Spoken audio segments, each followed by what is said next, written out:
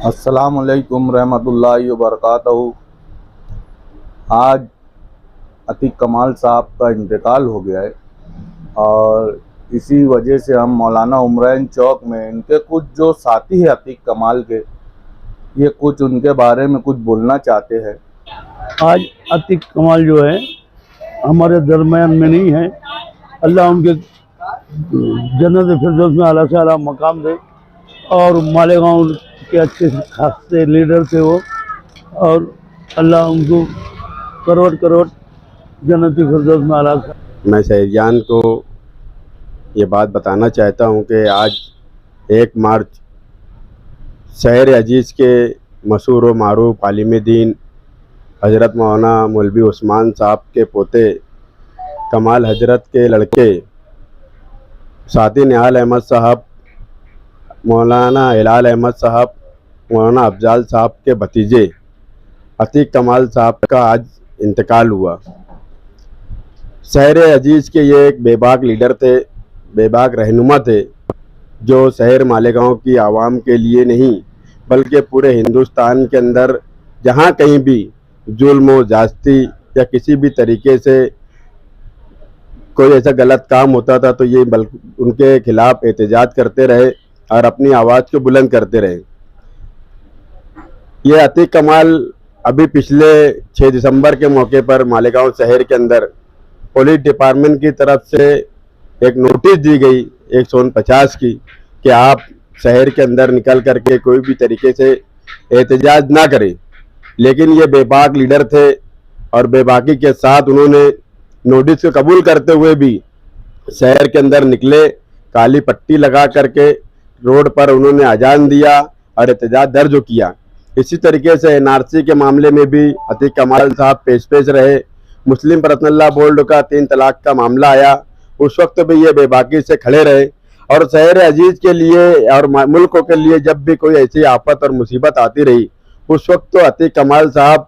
नुमाइंदगी करते रहे और सफ़े अव्वल में खड़े रहने वाला शख्स अतीक कमाल साहब थे, जो आज हमारे दरमियान में नहीं है। बड़े अफसोस और गम का मामला है, बड़ा सदमा है हमें इस बात का कि शहर अजीज़ को इस तरीके से लीडरान और शहर के उलमा इकराम छोड़ कर जा रहे हैं। मुझे बड़ी अफसोस करते हुए मैं उनकी एक बात ये बताना चाहता हूँ कि मालेगांव महानगर पालिका के अंदर भी वो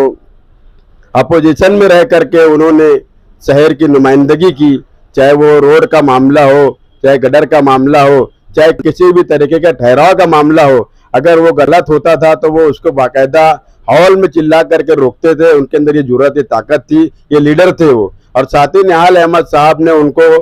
एक वक्त तो था कि साथी निहाल अहमद साहब ने उनको